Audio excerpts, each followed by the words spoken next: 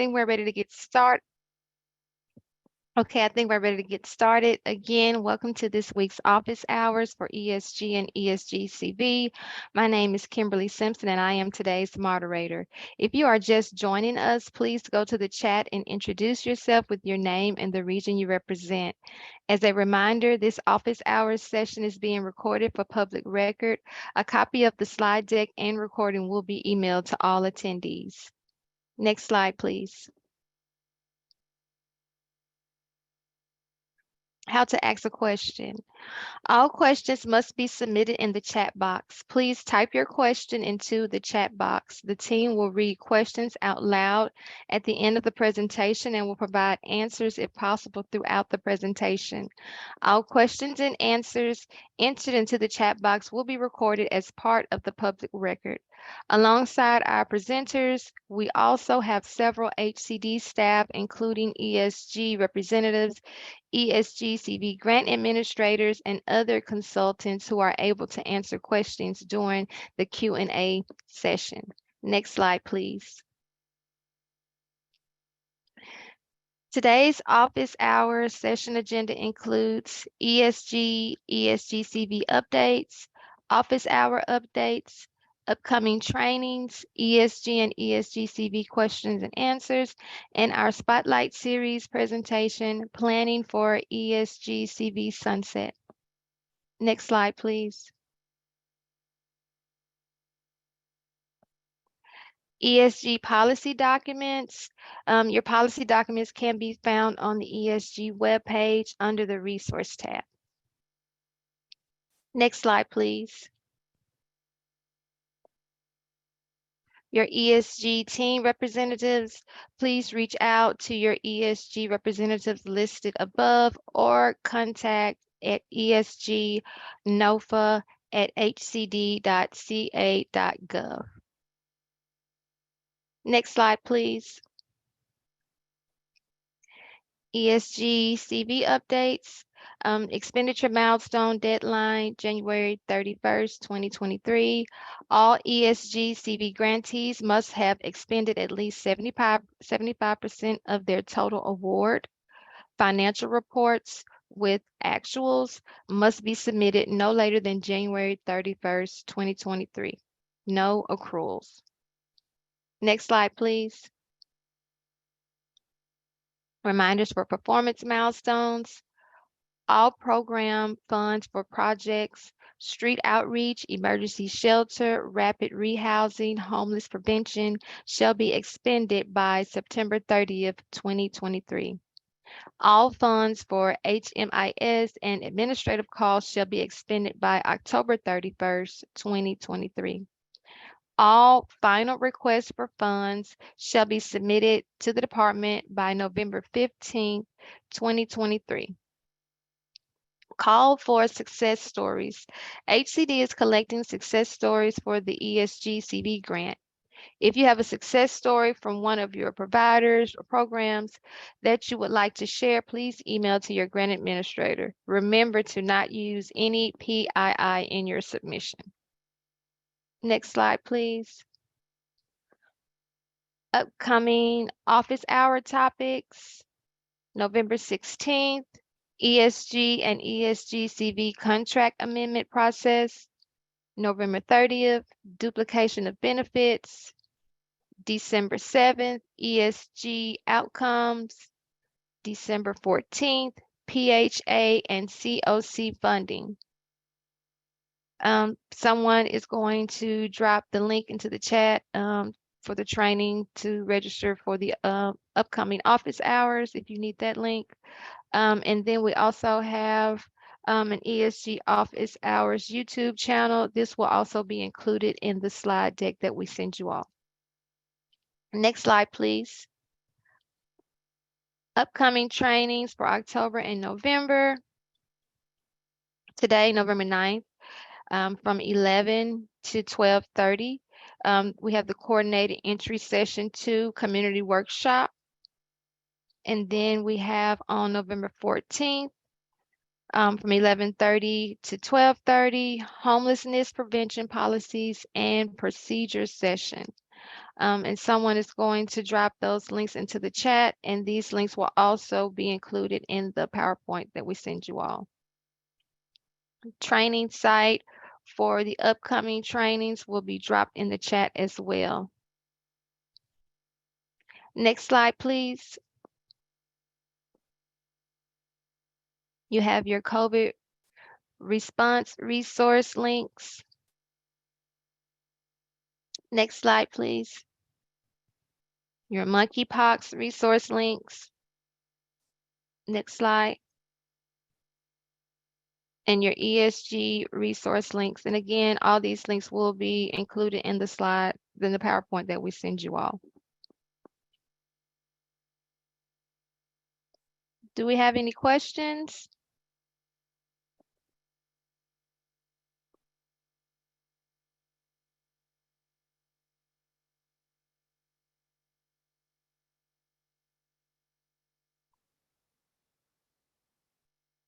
Okay, I see we do not have any questions. Next slide, please.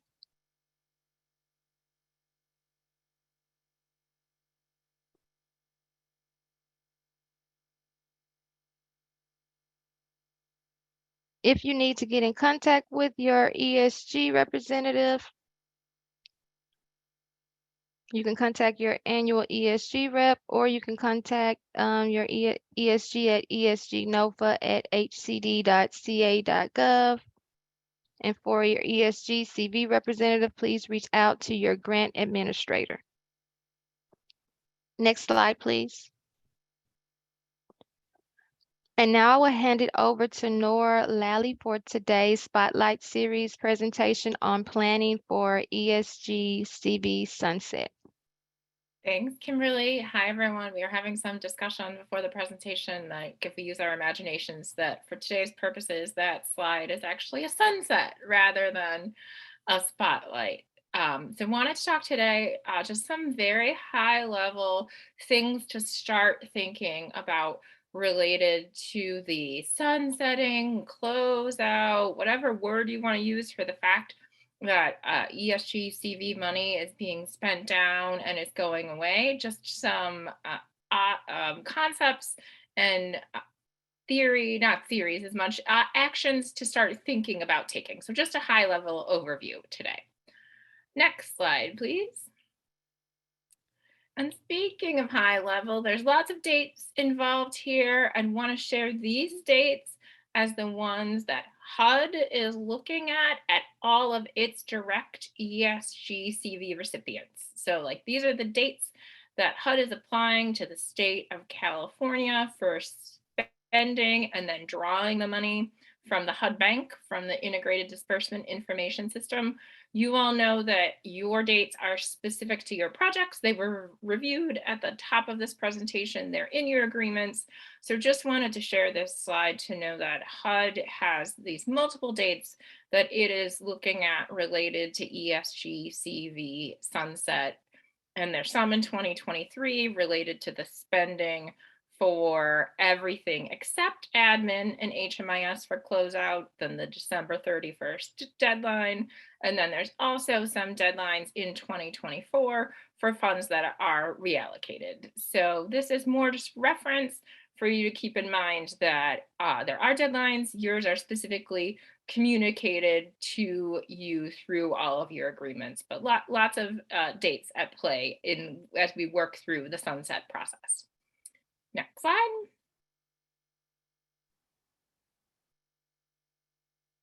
And when we talk about closeout, we talk about sunset. You know, it's one of those words that can mean a lot of different things to different people. So specifically for HUD, it goes through this process with every grant that it funds. And there's some steps within how HUD will be closing out its grants with the state or with any other ESG CV recipients. So the steps include ensuring that all activities are eligible and complete, that all funds have been drawn from that HUD bank, from the Integrated Disbursement Information System, that all beneficiary data is accurately entered into HMIS, that all audit and monitoring issues affecting the grant have been resolved, that any real property has been accounted for and any disposition that is necessary, that the policies in place have been followed for that disposition, and that the final quarterly reports have been submitted in SAGE. So as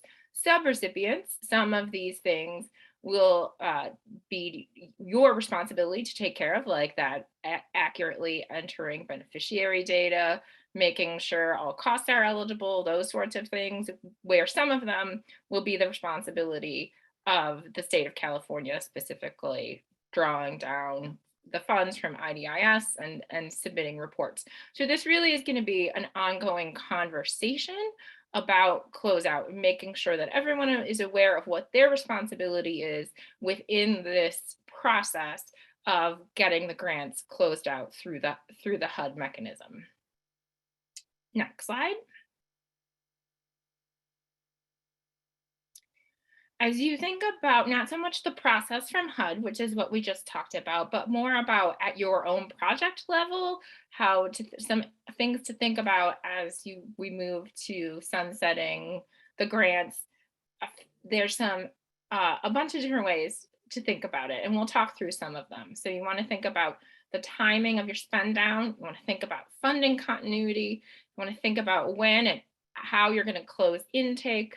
Think about staffing issues. Think about client issues. Next slide, please. Communication with any partners who you've been working with, any compliance issues you have to resolve, and communication. So that was the big overall to-do list. Now I'm going to take a little bit more time and talk through those elements a little bit more slowly with some of the elements that are included in each of those bullet points. So next slide, please. Okay, so money, timing, funding, that is a crucial element. So in order to understand what your specific sunset timeframe is, you need to really make sure that you've reconciled all of your expenses so that you know what your balance is. So I know that there tend to be these big pushes to submit vouchers, and then sometimes other things take precedent. So maybe the continuity of submitting vouchers can get a little off. So really encourage you to make sure that you're up to date on all your voucher submissions, especially following any requirements from the state, but also so you can know what your balance is, and then you can start to understand how much money that you have left and how long you predict that money will last for your project. You can use past expenditures to look at what your average spending has been, so you can start to kind of project how much longer that money will last for the program that you're operating. You also want to, of course, look for other funding that can then to step in after your ESG CV funding ends. And there'll be a lot more conversation about this. Like I said, today is really an introductory resource or an introductory conversation about it. But I did want to draw your attention to a resource that is specifically for about people who are in a rapid rehousing project and some transfer considerations. So it walks you through, if someone's in rapid rehousing through ESG CV, but as a resource ends, what other options exist for the continuity of funding for them in their specific instance. I think that's a really good reference document that relates to how people in rapid rehousing can continue to receive resources and some of the specifics related to that. So like I said, we'll be having an ongoing conversation about funding continuity, but important to start thinking through what some of your go-to sources might be, what some of your questions are. Just have that as a part of the conversation within your project as you're ramping down your funding. Next slide. And as you start to think about how much money you have left, that impacts how many more people you can serve. So if you are in a situation where the project is not going to be continued through another resource, or you don't have that information directly, there is a time to start thinking about limiting intake and knowing when you can stop bringing in as many people into the program. So a lot of that is, like I said, looking at that average cost of what you're spending and trying to do some predictions based on what you've been doing, what the average funding has been, and then how long that will last. So you can either look at it from the perspective of based on how much money you've been spending in an average way. This is how many more people you think you can serve for that average time. So we think we might have to start limiting our intake at this date. So it's not an exact science. It's really to start using the information you have about who you've been serving and for how long to start making really some educated guesses about how that might impact your intake and also might impact the amount of assistance that you are able to give per house. So really now is a great time to start looking at that data so that you can start making those informed decisions about any changes that might have to occur to your program operation. Next slide. Other things to think about as your the funds are sunsetting, depending on other funding that might be stepping in, is commitments that have made to landlords. So you want to make sure that as you have worked with landlords, especially in rapid rehousing projects, to ensure that services will be offered to participants, you have these close relationships that as those services might be having to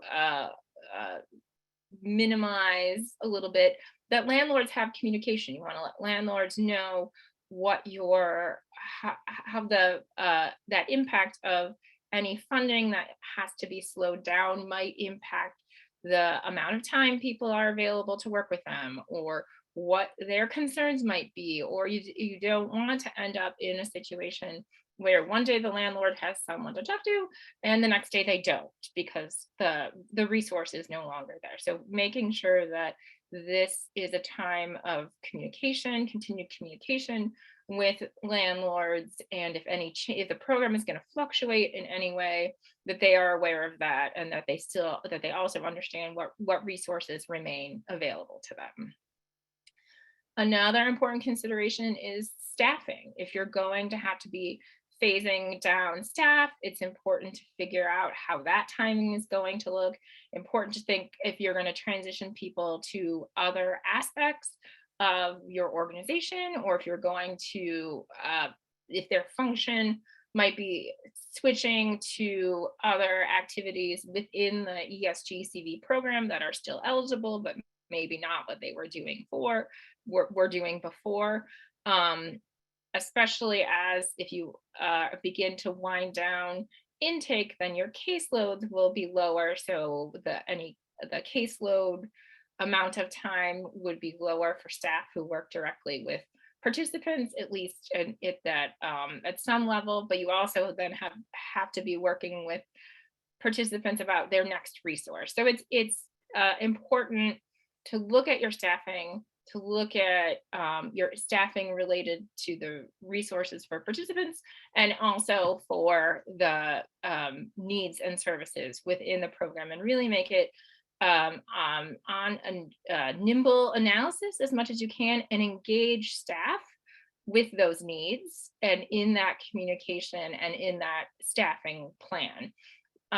One thing to keenly avoid is lack of communication to landlords, to program participants, and to staff, because people get very nervous when they're not aware of how resources are going to be continued. So being upfront about the fact, what the plans are and what the status of the funding is, and then working together with different people involved in the program and participating in the program to really develop the next plan going forward, can get some really good ideas. And it can also help that people are aware of what's happening instead of more of a closed door mentality, and you don't want anyone to know what's going on, because that just really creates fear and instability across the program and across populations. And that's something that you have worked too hard for all this time to have that be how the sunset process brings around that. So we really encourage upfront communication and engaging the people involved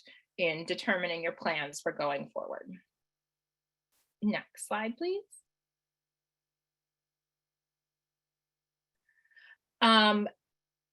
Reiterating that communication with participants is really important. With potential participants, you want to let them know if your intake is maybe slowing down, make sure that your referrals to other options are as robust as you can make them, or that there's a coordinated process. So it's not just the kind of like, well, sorry, we can't help you. And then they have to go program to program and go through that program shopping kind of approach. So have a method to, as much as possible, connect people to other resources that still would be able to assist them. Have a plan with your current participants so they are aware of what the closeout process might look like. Talk about the plan should really be specific enough to determine who's going to talk to them, when are you going to talk to them, so everyone knows their role in the conversation about the project sunset and has clarity about who's going to say what to whom, because otherwise it can get really muddled and really confusing, and the whole game of telephone, well, I heard from so and so that this is happening. You just want to avoid that as much as possible. So having a really clear communication plan about what you're going to communicate and to whom is going to communicate it can be really helpful. Work with program participants, your current ones, also your former ones, to think through other aspects of program sunset and what might be important to share. Figure out how much notice you'll give participants for when the rental assistance will end, and make sure that the resources are as much in place as possible for people who still aren't stably housed when the program ends, that those connections to other resources have been made so that people are left in the best situation possible for their continuity of care. Next slide.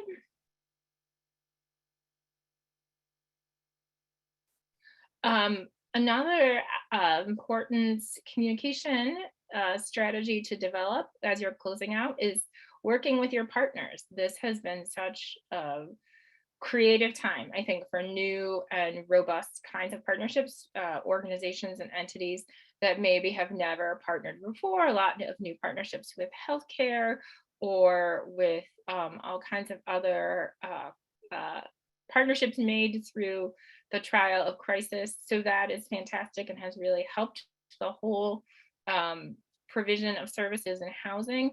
But some of those partnerships, while the partnerships will still exist, the amount of time people have to devote to that might change based on if staffing has changed, or maybe people won't have the time to go to meetings, or think through what the impact might be on partners who've been working with the project, and make sure to have a plan to communicate with them if there will be any changes as well. So also that they're not left in a situation of, oh, well, we used to work with them all the time and now we don't hear from them anymore, because you really don't want to, you want to make sure that you're not losing any of those partnerships that you formed. And especially if you have gone to the role of creating any kind of interagency agreements, we will do this, you will do that.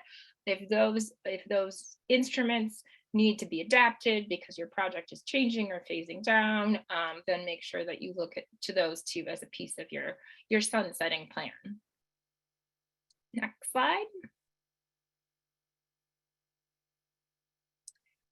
If you are operating a temporary emergency shelter, there's some specific considerations related to whether or not the property will convert to an emergency shelter, which is one that meets environmental review standards and meets minimum shelter habitability standards, or whether it will not convert. So if it will plan to convert, then it will be eligible for emergency solutions grant assistance going forward. If not, then there'll be some requirements for the disposition of that property that will have to occur, provided that some of the money you used was for acquisition and rehab. So this is a really complicated, wonky slide for me to sneak in at the end of this presentation.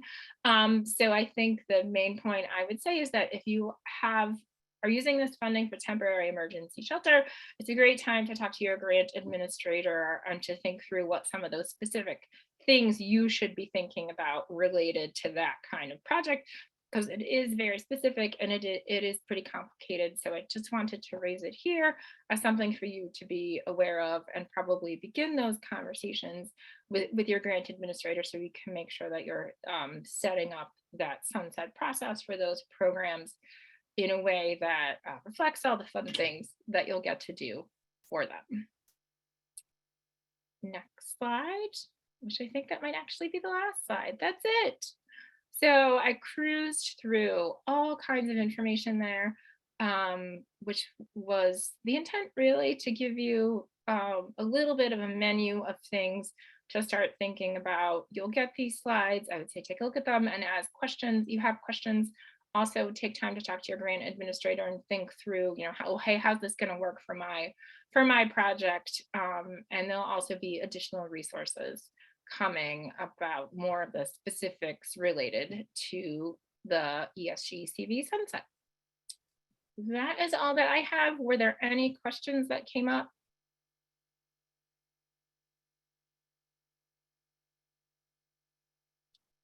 Okay, thanks everyone. Well, thank you all for joining us today. Please remember that a quick survey will pop up at the end of this presentation. We look forward to, or you should look forward to, receiving the materials in your email within the next day or so. And for everyone that will not be joining us for the next community workshop that is immediately following this one, we will see you all next week. Thank you again for joining us today.